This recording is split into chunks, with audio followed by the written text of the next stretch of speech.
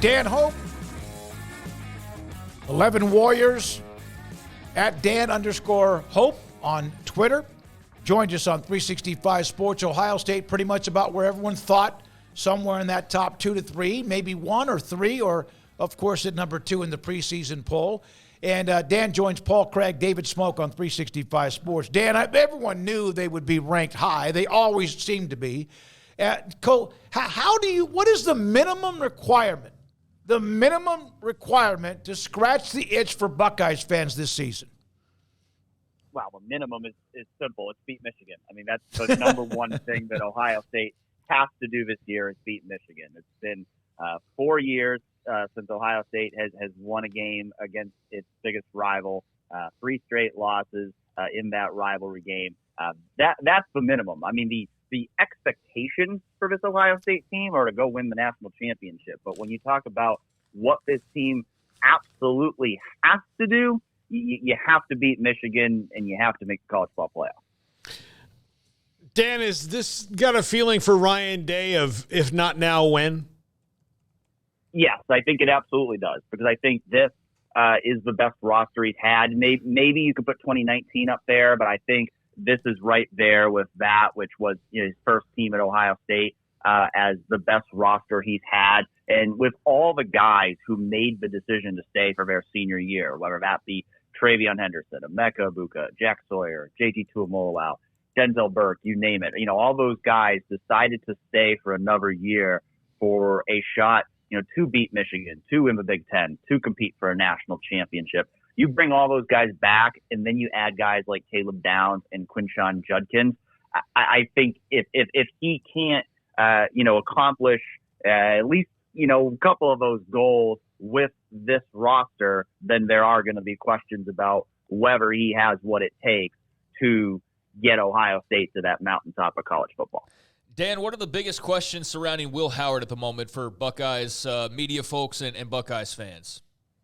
Well, I think the good news is he's looked a lot better in preseason camp than he did in the spring. I think the spring was fairly rough for Will. I think, he struggled with his accuracy for a lot of the spring, didn't look fully comfortable out there. But in the practices we've been able to see here in August, he's looked a lot more comfortable. I think there's still that question of him as a deep passer. I think, that's an area where, he wasn't great at Kansas State. He hasn't looked great in these off-season practices. And so I think the biggest question really is, you've got Jeremiah Smith, you've got Emeka Egbuka, you've got Carnell Tate, Brandon Inniss, you've got these really talented receivers. Those guys are going to get open. Like those guys are going to have their chances to make big plays. Is he going to be able to make those throws down the field to take advantage of that and hit those big plays? I think there's been promising signs based on what we've seen so far here in August, but I think that's still a question mark of whether he can, consistently deliver those accurate deep balls to make, those big plays in the passing game. So if he ends up being not a mess, but it just doesn't work out, what's the quarterback depth chart like? Because they always have plenty of people in that room. Well, that's the good news is they have 5 quarterbacks on scholarship. So they're not hurting for depth there one bit. They have Devin Brown, he was a highly touted recruit himself, entering his 3rd year. He's had a pretty good offseason, and so I think, they feel very good about having him as their likely number 2 quarterback. Julian Sayin has come in and had a really good first offseason as a freshman. I think, he's the guy you really look at as the future of that quarterback room, likely next year being their starter after Will Howard. And so they've got a lot of talent in that room. None of those backups are, proven, obviously, but I think, they feel good about the depth to where, that's an important thing with Will Howard because they don't want him to just be a passer. They want to use him as a running threat as well. And frankly, they were very hesitant to use their quarterbacks in the running game in recent years, particularly when they had C.J. Stroud, because they were just really worried about what would happen if their quarterback got injured. I think they feel a little more comfortable doing that this year because of how much depth they have.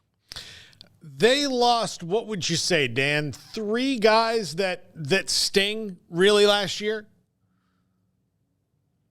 Yeah, I mean, they've really, kept much of their core in place from last season. And, even you look at, some of those guys they lost. Well, you lose a Josh Proctor at safety and you replace him with a Caleb Downs. You lose Marvin Harrison Jr. and yet people still think that might be the best receiving core in the country. And so I don't think there's a whole lot of guys that you look at and go, man, like I wish this guy was still here, because I think they've done, such a good job this offseason of retooling that roster and filling their holes through the transfer portal.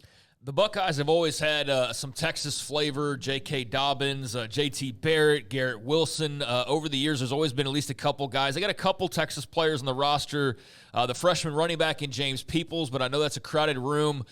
So my question is, what's the return on seeing a little bit of Calvin Simpson Hunt last year? Just a handful of appearances. What's the thoughts on him heading into his sophomore season?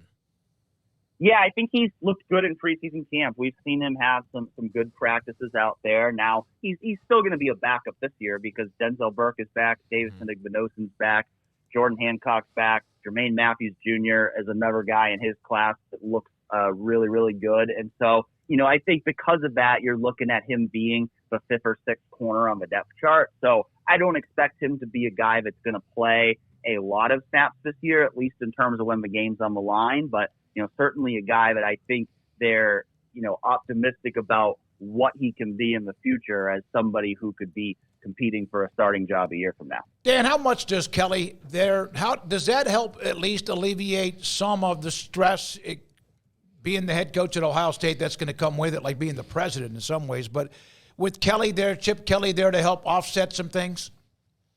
Yeah, I think it allows Ryan Day to really focus more on just being the head coach, on just running the program, on managing the game as a head coach, rather than needing to also call every play on Saturdays. I think, it can really help when you get into those big games, whether it be against Michigan or Oregon or Penn State, that he can focus on really managing the game rather than, what are we going to run here on 2nd and 10? And so I think, that's where it can really help is, now he has an offensive coordinator who he fully trusts to run the offense, to lead the offensive game planning. He's, of course, still going to have a voice in there. He's, of course, still working plenty with the quarterbacks because of his expertise in that area. But I think this is the first time that he really feels like, okay, I can take a step back. I don't need to be in that offensive meeting room all day, every day. I can trust Chip and my assistant to lead the way on that side of the ball, which allows him to be a true CEO of the program. Dan, if I were to sit in a local cafe, a greasy spoon near the university and say this sentence, how long would I be alive afterwards? I don't know what you guys are mad about. So what about Connor Stallions? Michigan's national championship is totally legitimate, and you can't convince me otherwise. Oh yeah, you'd probably get booed out of a restaurant. That's not something people like to hear here in Columbus. Is certainly the perception here in Columbus is that national championship is tainted. But at the end of the day, you got to go beat them on the field, and that's what Ohio State has not done the last 3 years. And so if Ohio State fans want to shut Michigan fans up, if they don't want to keep hearing about the success Michigan has had for the last 3 years, then the Buckeyes got to go win that game on November 30.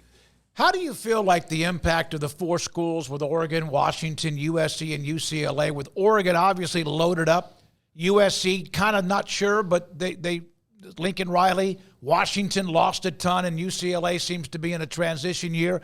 How much impact does that have on the conference this year? I think particularly with Oregon, it can have a massive impact because I think Oregon is right up there with Ohio State as being, one of the two favorites to win the conference this year. And so I think Oregon is going to come in and be an immediate contender. I think that Ohio State-Oregon game in the middle of a regular season could be a Big Ten championship game preview. And so I think, I think Oregon is a college football playoff team this year. They're a top 5 team for a reason. And I view them as the biggest threat to Ohio State to win the Big Ten championship this year. Dan, thank you very much. Appreciate what you do. The coverage, 11 Warriors. Spell it out, 11 Warriors. .com, Dan Hope, and on Twitter, I think it's at 11W, the numbers 11W, and as I mentioned, at Dan_Hope. Ohio State ranked number 2, and Oregon at number 3 inside the top 25 preseason poll. And when I saw that, and Eli Letterman of ESPN is next, when I looked at the top 25 poll, and we've discussed this, I saw Georgia, Ohio State, Oregon, Texas, and Alabama. Because we discussed it for so long, I saw the SEC when I saw the Texas logo. I never once considered Oregon initially as a Big Ten. And I think I did with somebody, just for some reason, that kind of is something I'm going to get used to. But I look at the individual schools more than there's this turf war for how many is this and how many that when it comes to the conferences, and I get it because of all the changes that we've seen in the last few years.